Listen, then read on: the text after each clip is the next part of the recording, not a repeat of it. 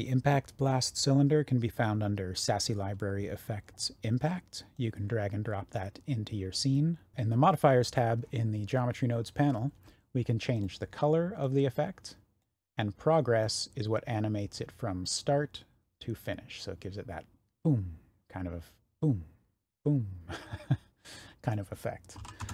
So one thing I will caution you with, it does go from start to finish. So if you wanted to use this multiple times, you kind of have to reload it. So you want it to be, you know, moving, animating from 0 to 1, however you want that motion to happen.